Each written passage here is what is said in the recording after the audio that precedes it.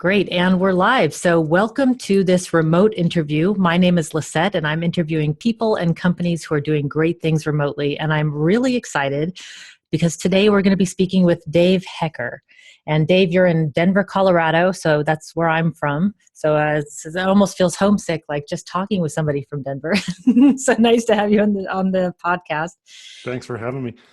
And so you're the co-founder at SourceSeek. And actually, before I start and who you are, I want to just say where I met you, which was in Iași, Romania, where you gave a keynote there. And I'm not just saying this because I'm very picky about people's talks, but it was one of the best talks I've ever seen. I was completely engaged for like 45 minutes while watching you speak. So I'm actually really excited to talk to you today to learn. Wow, thank you. I really appreciate that.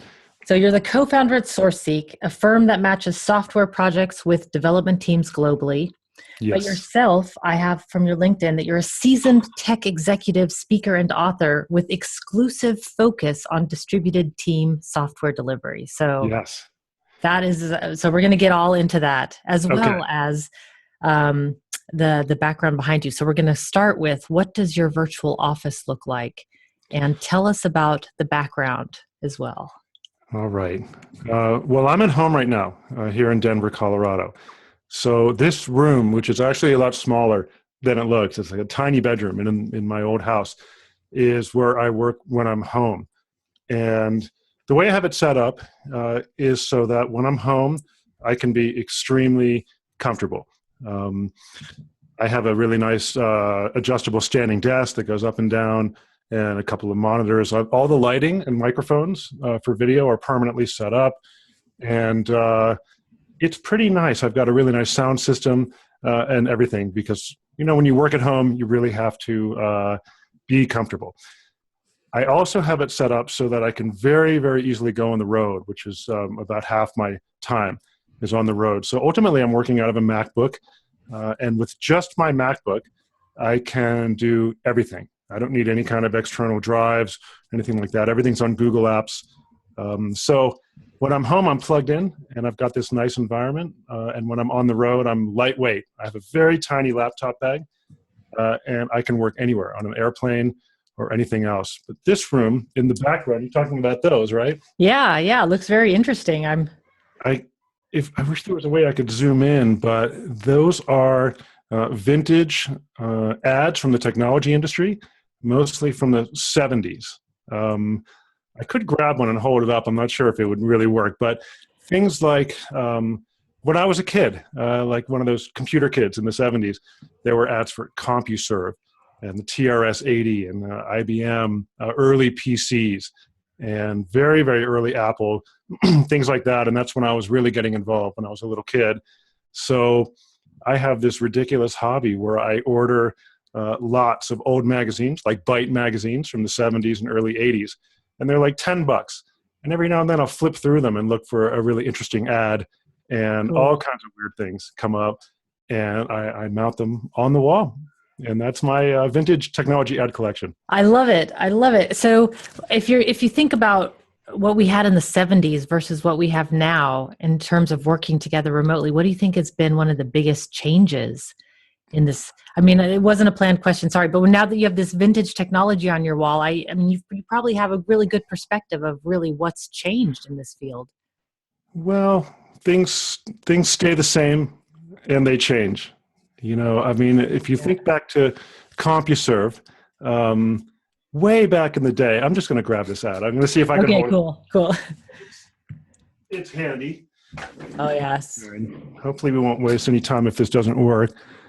But there's quite a lot of glare, right? But you can see this futuristic depiction in their white jumpsuits, right? Love the shoes, yeah. Ridiculous. This is a CompuServe ad from, I'm guessing, 1983 or something. You had to pay $5 an hour to connect. And everybody was on a modem. So when you were chatting, you're literally seeing the words, come in. And it was ridiculous. There was no video. There was no anything. People were using it for dating and things like that. So the technology, the fact that we can do this, and we're, 4,000 miles apart, I think, is amazing.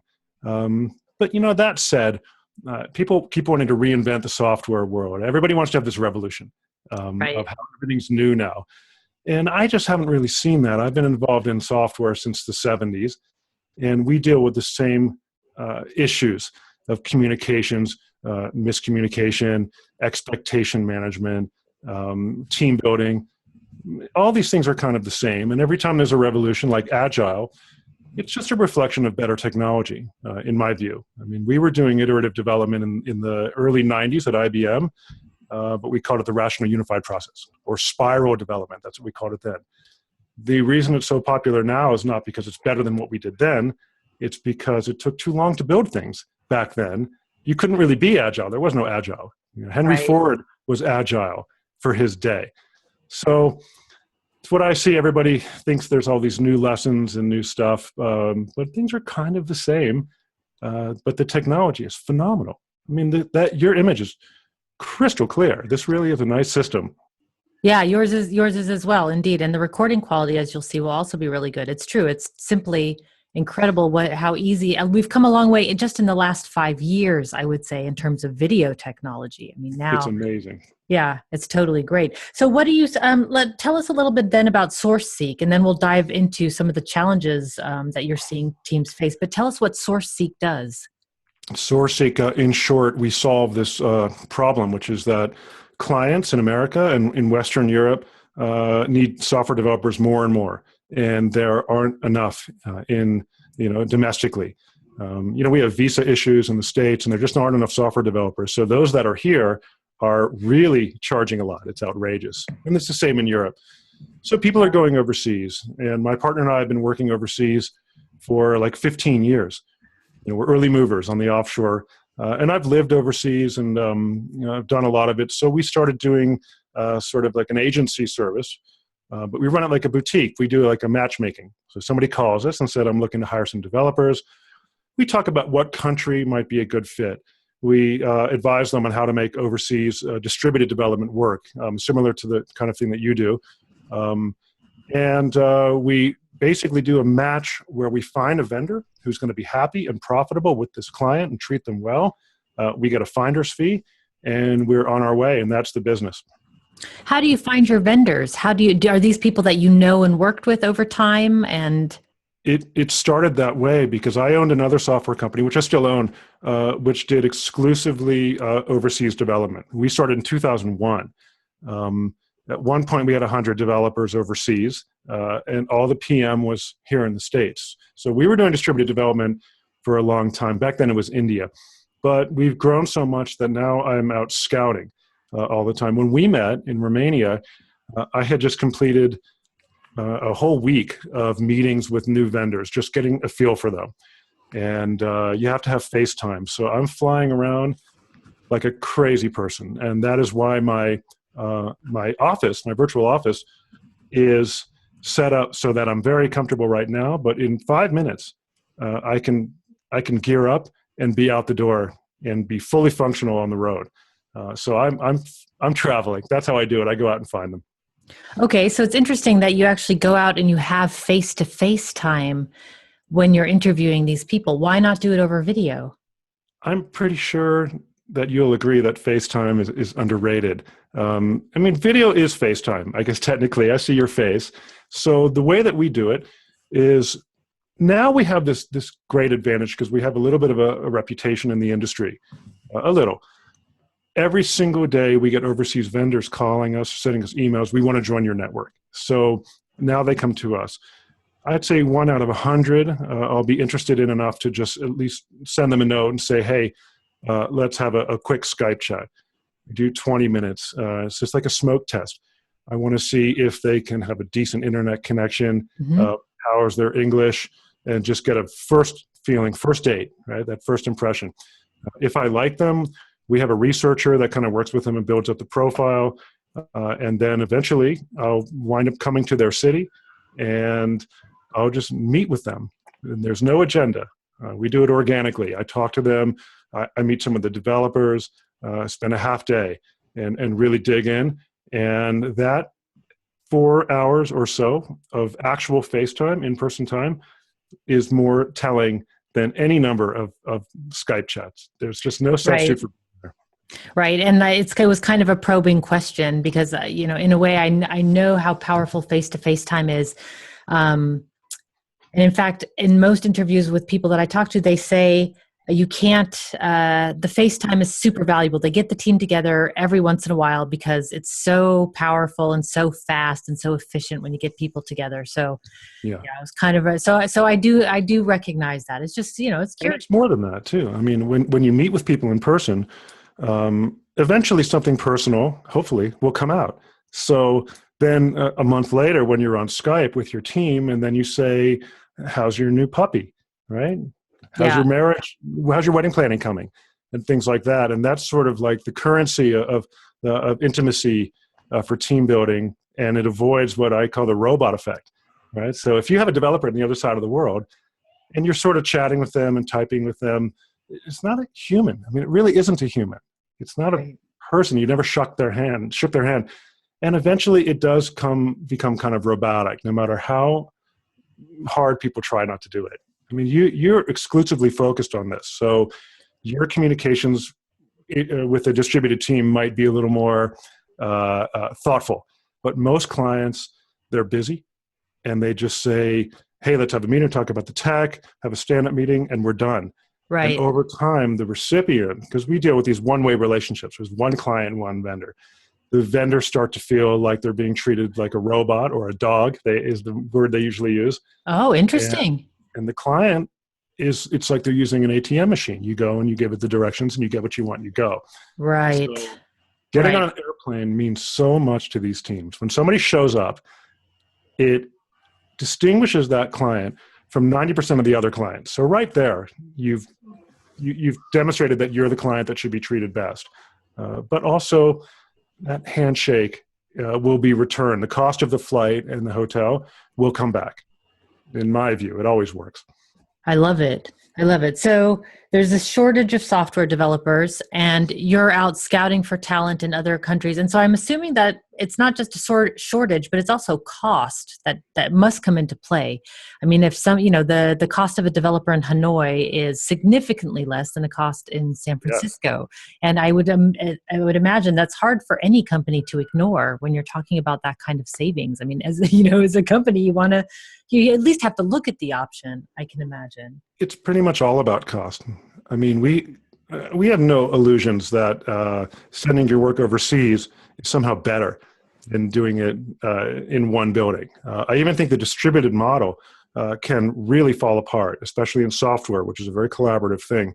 So the idea that we're going to give you better developers and you're somehow going to be better off going offshore, I think is ridiculous. It's specifically because of cost. And the reason the cost is so high is because there aren't enough developers.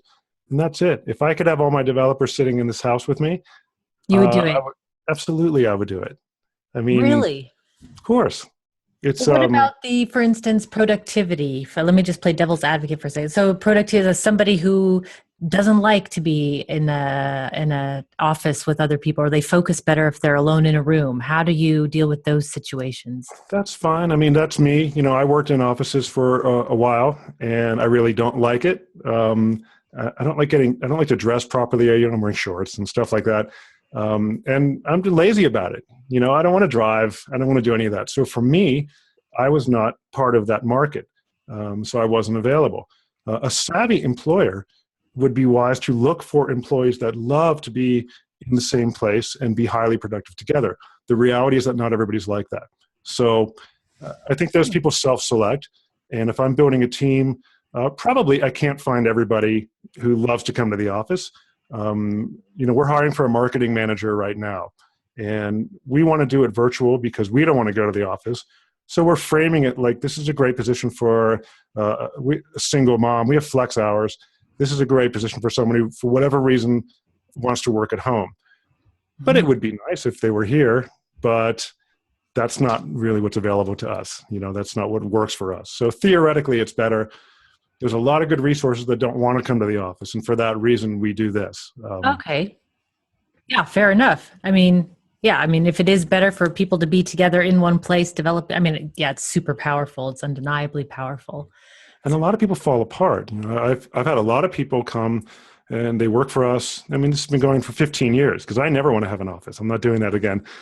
And they say, oh, it's great. I'm going to work from home. I'm really excited. And then 3 months later, I can just tell that this person does not have the right personality for this. It's not easy. I mean, in my experience, and I'd be curious if you hear yours, it's not easy to learn how to be productive at home. Most people find that when they first start, there's a lot of laundry, there's a lot of interruptions. The family has to be taught not to interrupt you, and all these things. And it takes time to do it, and not everybody finds it as interesting as they thought. Some people get lonely. A lot of people crave the office. There's a lot of people that would much prefer to be at a co-working space, surrounded by people. Yeah, clearly, as we see. Yeah. So, yeah. I mean, I have a pragmatic approach. I think there are great resources everywhere, and I like the ones that work at home because I want to do that. And I like overseas developers because I don't want to pay $150 an hour for the domestics. Are they better? I don't know about that. It's just different. Okay. So what are some of the main challenges that you see with outsourcing? What do the people struggle with the most when you go to do this? I think it's the same problems that you have in standard software projects, but they're really exacerbated. For example, the expectation management is always a big issue in software. You start the project, you go through the honeymoon period, everything is great, and then 6 months later, you realize that the client thought everything was going to be ready, and you hadn't really expressed that properly.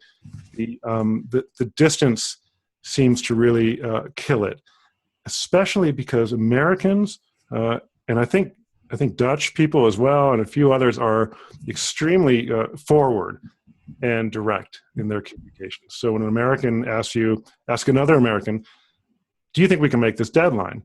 People say yes or no. I mean, they're not that nervous about it. But if you're working with a team that is not just thousands of miles away, so they have a tentative grip on this client, you need to be careful because they're the losers in that relationship. They're the ones who's writing the check is in charge in a way, but also someone from Vietnam or India where it's not as easy for them to say no to begin with, then it can really fall apart. And that's where the distributed part is just a killer. And we also see a much higher level of sort of grind. Software projects turn into a death march. That's always what we're trying to avoid. The dreaded software death march, where you just, the deadline keeps slipping back and you're going and going at 100%. Everybody's tired and it sucks. And it's much easier to get into that when you're overseas because you don't have those water cooler moments. You don't have that night where everybody went and got drunk. It's not really a cohesive team. So that's kind of what we're fighting against. It's harder when you're distributed.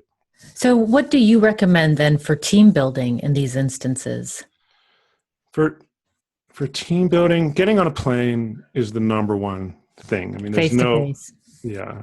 And it's like, it means a lot to the developers. Just the fact that you got on the plane and came, even if you don't accomplish anything, it sends a strong message that you care enough about them to come and say hello. And beyond that, I always tell clients, especially if they're new to this, that they need to, at least once a week, get the entire team together in front of one camera, which is ridiculous and is very inefficient, but it works well because it instantly turns into sort of a goof. You can't have a meeting like that, right, with 15 people. So it quickly just turns into a few, some jokes and cheap shots, and you say hello, and that is really valuable. Try to have a one-on-one video chat with each person on your team monthly if you can. Make sure that everybody knows that you remember them. And the point of contact, the manager, should know for every offshore developer or team member, you want to know their name, how to pronounce it, even if it's some complicated Russian pronunciation. Get it right. Know what their husband or wife's name is. Know their birthday, and maybe know a hobby or what they're up to. Just something. And be sure to let them know that you know that. Not in a contrived way, but try to actually know who the team is. They will notice it, and that helps a lot. And then more Facebook. You get back on the plane. Right. Yeah. I can't deny, as much as I like doing everything remote, so many people say there's nothing like getting on the plane. So Yeah. yeah, we just have to accept that that is the case. I think when that many people, when the data points to this is the case, well, then this is the case. Yeah, But and if one you think thing, about it, it's like people talk about being in the trenches together, right? That's like we look back on a project that was brutal, and you see we went through, we were in the trenches, we went through hell together.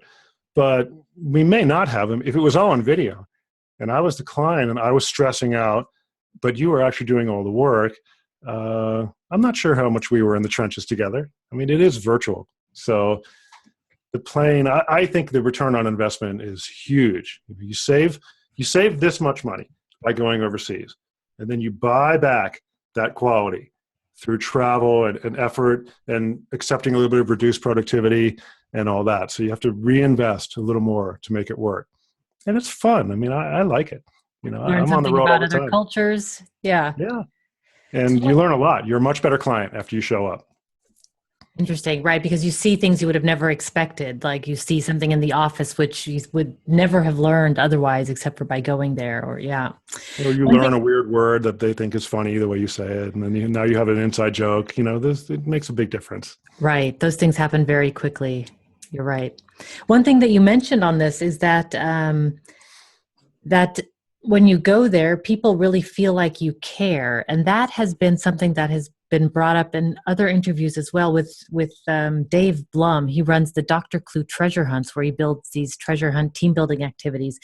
And when I asked him what builds trust on a team, he said, just feeling like you're cared for, like somebody's got your back. And when you feel like somebody's got your back and that they're going to be there with you as you go, that builds huge amounts of trust on the team. So I can imagine that going there, getting on the plane, showing this goes a long way. Oh, yeah. And you can do it without flying. I mean, it's really true. Showing that you care that is the essence of a team. A team is not a bunch of people working on the same thing. That's not a team. That's just a bunch of people. The team has this sort of aligned goal. And if they're really working at a team, then if one part of the team is really grinding, then the leaders of the team or the other part should care about that. So, whenever a client calls me and they say, everything is great, but we're really stressing, we're pushing for this deadline. We got the guys working weekends and nights, and they're getting, the morale is being affected. What do we do?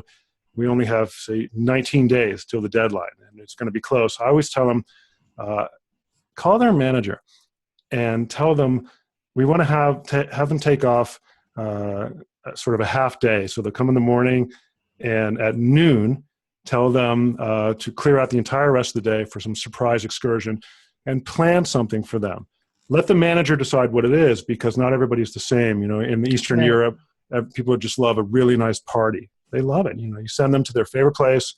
They can have drinks. I mean, and I'm talking about taking the rest of the day off fully, and no work talk. In places like Hong Kong and China, you send them to events, a play or sporting event. Indian teams, they love these they want to go paintballing, like these goofy activities, whatever they want, and then send over, what are you going to pay $400 or $500 for a team or something like that? And the next morning, your productivity is up, and there's no strings attached. You don't have to say anything. Just send it. Right. What stronger message to say, hey, you guys are working really hard. We all want to make the deadline, obviously, and at great personal risk, I'm going to give you a half day or a full day off, even better. And just let's juice you up, take a breath. Right. Stuff like that, where you have to lavish these people with praise and attention so that they know that you actually feel that way. So I love the extra effort to care for people in that way, because they might not otherwise do it for themselves, even if especially if there's a deadline looming or something pending, and there's a lot of pressure to get those things done, that the manager then says, okay, everybody, we need a break. Clearly we have to get this done, but let's take a break. Like force quit quick. Let's go and, swim in the pool or whatever it is. Yeah. Oh, love it. It works. So, but there must be other benefits to going offshore other than cost and getting developers. I mean, are there things that, are there other reasons why people do this? What's the benefit besides cost? And maybe there isn't one. I don't know. I mean, it might sound a little cynical, but it's pretty much cost. I mean, Cost. yeah, I guess. I mean, there are some ways that it can happen organically. Like there are some companies that I know where it's kind of like this company. I mean, we have our all of our assistants and researchers and things like that are in the Philippines. I have a video editor. He's in Brazil. Um, I've got a UX pro. She's in New Zealand. But this happened not because it's better, but because this is the network of people that I know. This is how the business works. So when it happens organically, somebody just wants to have a virtual business, that's fine. But comparing that to a traditional business where everybody's in the same office, if they're happy doing that, I don't know that there's any specific advantages. The cost savings are phenomenal. No office, you're saving all kinds of money, and insurance and facilities and buying desks and things like that. And if you do it well, you've got a happier workforce because they want this badly, and you can do well. But I think it's mostly about cost and just feasibility because it has to be that way. The world is changing. A lot of people don't want to come to the office anymore. Right. Right. So then how do you attract? How would you answer that question? I mean, outside of the fact that you can get a lot of resources who want to be at home, if you entertain the idea of letting people work from home or abroad, is it better to work distributed or is it just a little bit of overhead? Yeah, I mean, for me, I like the idea of being able to control my own environment. So, I want to be able to run in the middle of the day. I want to be able to write early in the morning or late in the evening, and without and I want to be able to choose my own interruptions. So for me, it was sort of I can't go back to the office anymore just because I don't like that environment, regardless of how cool it is with the ping pong tables or whatever it is. It's just not where I work best. So I thought That's maybe a great distinction. For the employee, it's fantastic. I love working at home. For me, I love it. For the employer, though, which is sort of how I was considering the question, I'm not so sure. But there's so many employees that want to take advantage of it that for that reason alone, I think you've got to do it. I think a savvy employer will allow it. And workplace happiness, I think, is one of those. I mean, this is one of the key components of workplace happiness is letting people work where they are most productive. And sometimes it is at the office. Sometimes it is getting together. I mean, my husband, for example, hates working from home, absolutely hates it. Oh, you met him, Florian. Yeah, he started and worked from home 2 years ago. And I got Skype calls all the time saying, I hate this. I don't know how you do this. This is so boring. I'm totally lonely here. And, went out and got an office because he just didn't like it. So I feel like there's certainly a group of people that are like that. Yeah. But I would think for businesses, another reason for going overseas, and maybe it's different in this sort of developer world, but is to find top talent or specific talent. I mean, maybe there's a particular programming skill that's just not available in the US, or I don't know, or, maybe there's that one guy. Okay. The whole business is based on that. And, we have people from Silicon Valley calling and they're just saying, I need a really, really good Python developer. A fairly generic request. You can find that in the Silicon Valley, but you're going to pay, $250,000 a pretty young developer who is sort of, they have the prima donna problem now. They're making so much money that they have become a little bit demanding and spoiled. I mean, that's a generalization, but from what I see, it's generally true.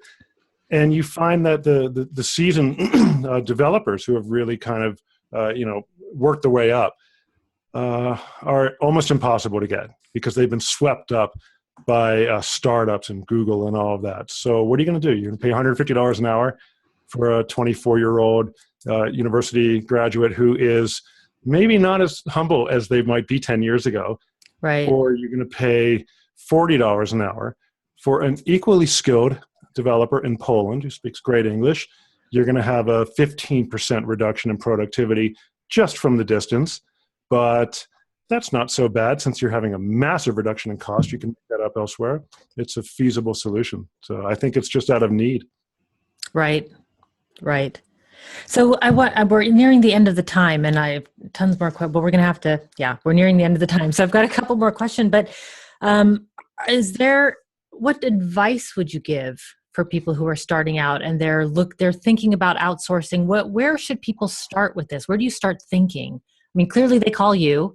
So that's the answer number one. So they'll get in touch with you. But what do you want people to have thought about before they contact you? Do you mean like a client who's looking to begin outsourcing? What do Yeah. they think about Yeah. it? Excuse me. The thing that we always kind of counsel clients on is clients come to us and they're trying to sort of fill an order. They say, I need 4 .NET developers, or I need two PHP people and 2 QA. Right? It's like you're ordering a pizza with pepperoni and mushrooms. And the idea is that we're going to say, okay, we've got these great developers. It fits your need, and here they are. That is not really how it works, because if you look at this sort of dating and marriage world, there are plenty of lovely men and women who are intelligent and attractive and healthy. And if you put them together, they're going to stab each other. It's a mismatch. Right.